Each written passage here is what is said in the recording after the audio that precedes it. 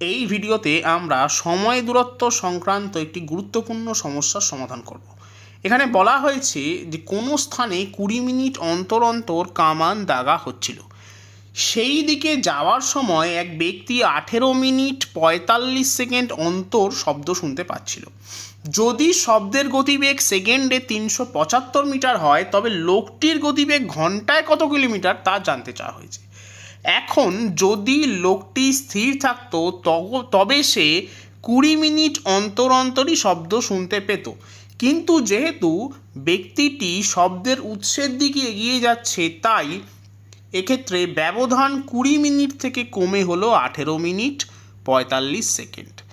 তার মানে শব্দ 20 বিয়োগ 18 মিনিট 45 সেকেন্ড, তার মানে 1 মিনিট 15 সেকেন্ড, তার মানে 75 সেকেন্ডের শব্দ যে দূরত্ব অতিক্রম করবে লোকটি 18 মিনিট 45 সেকেন্ড, তার মানে 1125 সেকেন্ডে সেই দূরত্বই অতিক্রম করবে।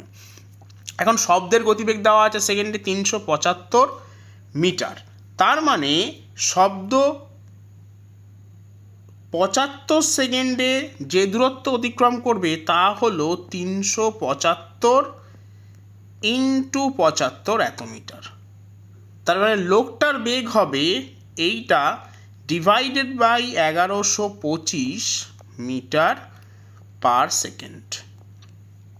এখন যদি আমরা 1125কে 75 দিয়ে ভাগ করি তাহলে পাবো 15, এবং 15 দিয়ে যদি 375কে কাটি তাহলে পাবো 15 দুগুণে 30, 15 পাঁচে 75। তাহলে লোকটার গতিবেগ হলো 25 মিটার পার সেকেন্ড বা 25 ইন্টু 18/5 কিমি পার আওয়ার।